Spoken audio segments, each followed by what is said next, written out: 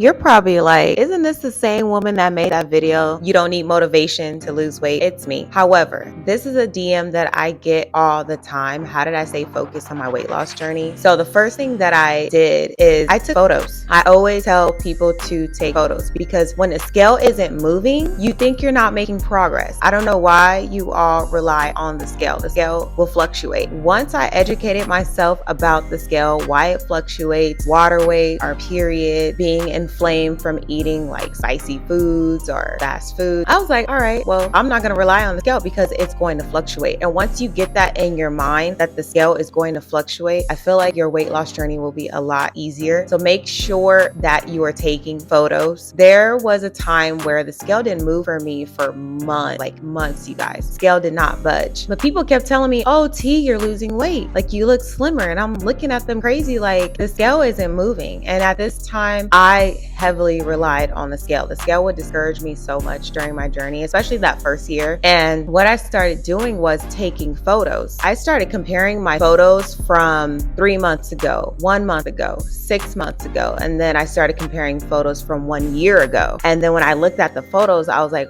wow, I do look slimmer. Like my face looked slimmer, my neck was slimmer. And I was just like, okay, I am losing. So then that's when I started asking questions. I asked my nutritionist because at this time I did sign back up for her 6-week shred. And during that 6-week shred, we're able to ask her any questions. But I was like, okay, why do I look smaller, but the scale isn't moving? And she's like, weight loss and fat loss are two different things. She said, you could be making progress, you're losing fat, and that's why you have a slimmer appearance. So once I got that in my head, I was like, okay, photos is the way to go. So that's what I did throughout my journey, was take a lot of photos. I wish I would have took more photos in the beginning. There was a point I was avoiding photos, you guys. I mean, I'm glad at that time I was taking more photos again, because I wouldn't have these photos to show you. I wouldn't have seen visually that I was getting smaller, and I wouldn't have stayed encouraged and motivated to continue to keep going. So take photos, please take photos. Another thing I did was take body measurements. Now, if you haven't gotten my Ultimate Fitness Planner workbook, you're missing out. Just a little plug. The Fitness Planner workbook, it is designed to help you lose weight. It is designed to show you how to lose weight. There's gym workouts in there. There is progress trackers in there. It does explain how to count your calories, and then it does explain how to count macronutrients. So it also has undated calendars, and there's resources and articles to explain to you why you have weight fluctuations, the differences between fat loss and weight loss. It also has all the equipment that I used on my weight loss journey. It's basically, the fitness planner is basically a little package of everything I went through on my fitness journey designed for you guys. So basically you guys just skip all the trial and error periods that I had, and you guys can just start seeing progress next week. So there are progress trackers in there that explains to you how to measure your body. So that's what I did, was take body measurements, because if you're not seeing the scale move, like I said, you're not going to see that you're making progress. If you take your body measurements, so basically you measure your biceps, your calves,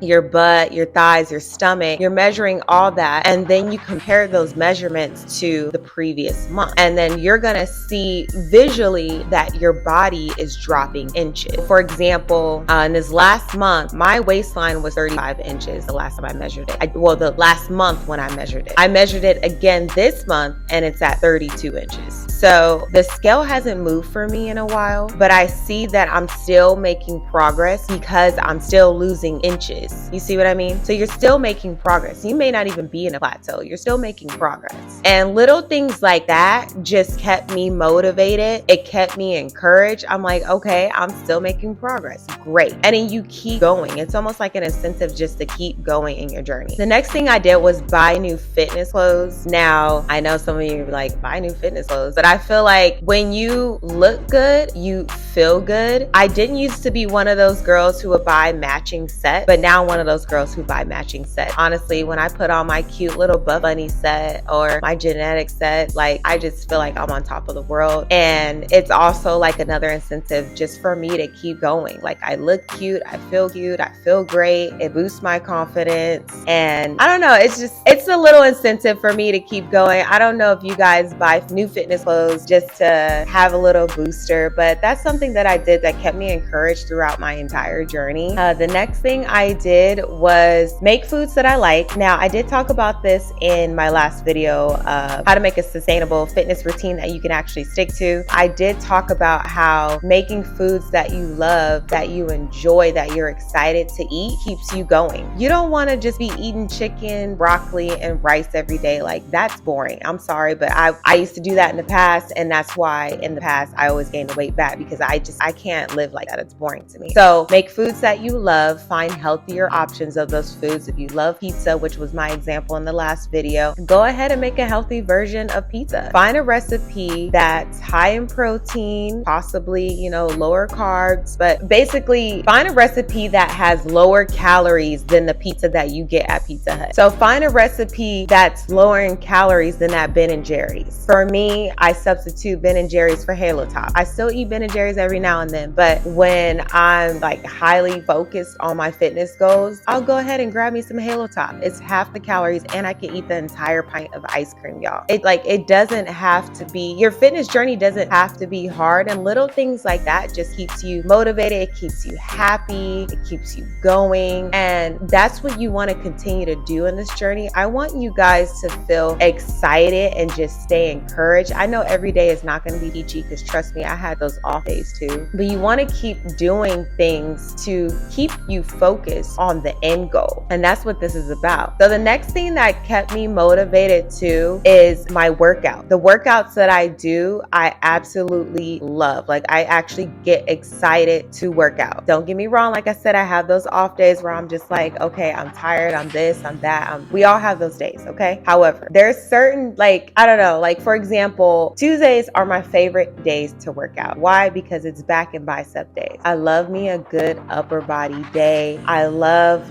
pushing myself to meet a new personal record. Maybe I'm lifting heavier that day. Little things like that. It's okay, I'm excited to work out. I'm excited to do my thing today. So that's why I continue to do workout that I love and that I enjoy, because it just keeps me motivated. And I'm going to continue to say this throughout this video. You want to be excited for the things that you're doing. And I wish I would have known this at the beginning of my journey, all these steps on how to stay motivated during a journey, because maybe I wouldn't have given up so many times.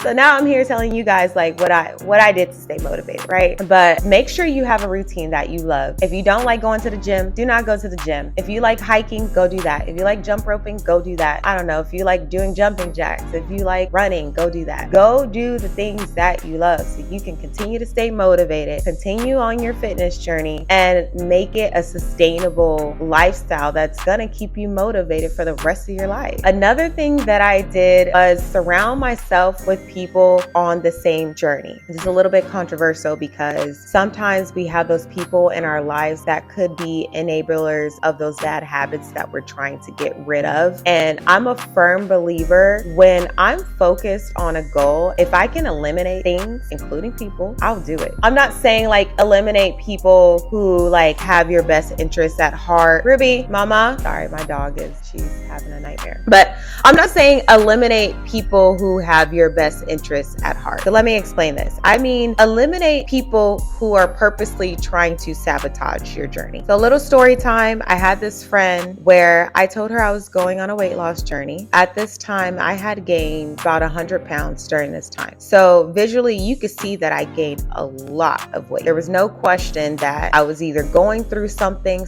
was off with me, and I just wasn't talking about it. So I share with her, I'm like, I gained so much weight. I need to lose weight. And she's like, I think you look cute the way you are. You're good. You don't need to lose weight. You look great. Now, y'all, I understand being nice or not wanting to hurt your friend's feelings. However, visually, you can see that I gained 100 pounds. So I needed to lose that weight, to be quite frank. And visually, you can see how much slower I was. I was sick all the time. I was huffing and puffing. I changed a lot during this time. And if you know me in real life, you know exactly what I'm talking about. She would just say little things like that. And then I would be like, oh, you know what? I'm not drinking because I'm focusing on my weight loss goals right now. Oh, you can have a drink. You can have a shot. Buys me a drink anyway. And that's what I mean by surrounding yourself with people who are on the same goal as you and eliminating those, not necessarily that's not on the same goal as you, but the ones who are enablers, the ones who are trying to sabotage your journey, the ones who don't want to see you win. And if you cannot separate from those people, go ahead and eliminate yourself from the situation. I understand that some of you may live with these enablers. So what you're going to have to do is find people outside of your home that are on the same journey as you so you can continue to stay motivated and you guys can kind of have each other as accountability partners. I did mention in one of my other videos that I go to a boot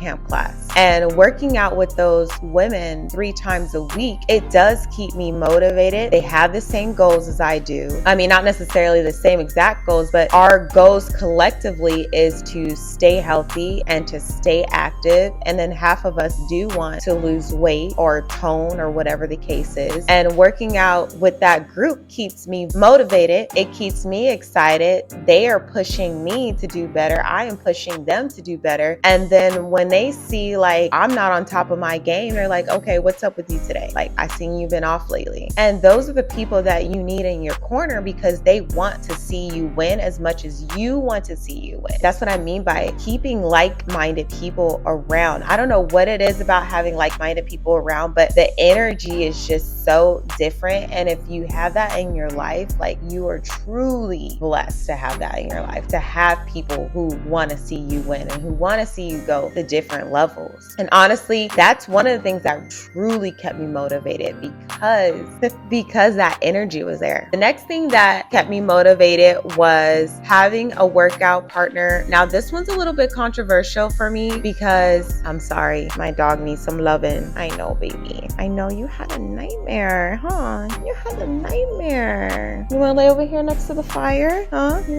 Mommy's recording a video. Oh, you just gonna sit right there. Ruby, how about we sit over here on the side of mommy? What do you think? I think that's a better spot. Ruby joined us.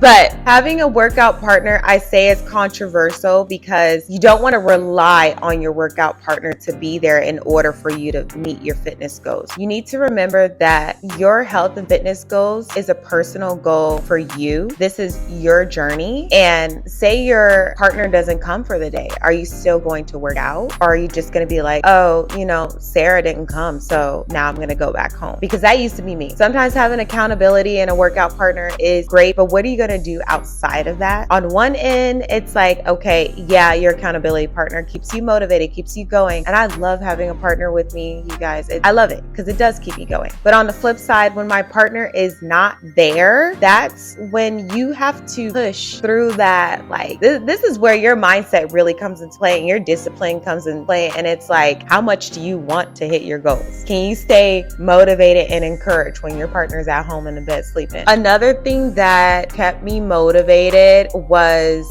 actually you all. When I first started documenting my fitness journey in 2020, I wasn't really fully documenting it on YouTube yet, but I would do like little snippets here and there on my Snapchat, on my Instagram. I would post me working out and people would be like, oh, you're doing so great. You've been so consistent, or you're helping me with my journey. And a lot of those beginning stages where I think when I started documenting, I had to be like 235 when I actually like heavily started documenting on Instagram and showing myself, because there was a time that I was really embarrassed about how much weight I gained and I didn't want people to see me. I was hiding out, you guys, so bad. But when I started documenting, you all were so encouraging and just in my DMs, like, you've been so consistent, you're doing great, keep going, I want to see you win. And honestly, that kept me so motivated. That just kept me like, I didn't think people were actually watching like that. I'm thinking, I'm doing my thing. Nobody's not really paying attention to my channel paying attention to my page, but you guys were. And I'm just so grateful for the following that I have because you guys are just so encouraging. And then I follow some of you all and you all are hitting your fitness goals because of me, and you all are documenting your progress in the planners, and it's so exciting to see, and it just keeps me going. Like just seeing you all hit your goals and seeing you all doing your workouts and finding healthier food alternatives. So that's overall that's one of the most heartwarming things to see on my timeline, and it truly gives me the push to keep going too. I'm gonna go ahead and end the video on that note. If you're new here, hi, my name is Tiani. I do make weight loss videos. I basically make videos talking about my weight loss journey. I have lost 80 pounds. If you haven't seen my last weight loss video where I talk about how I lost the 80 pounds, go ahead and check that out. And if you're a returning subscriber, welcome back. I also make videos about my lifestyle, and I mean, it's mainly going to be fitness, but there are going to be a few like lifestyle vlogs here and there. If that's content that you like, make sure you hit that subscribe button, and I'll see you in the next video. Bye.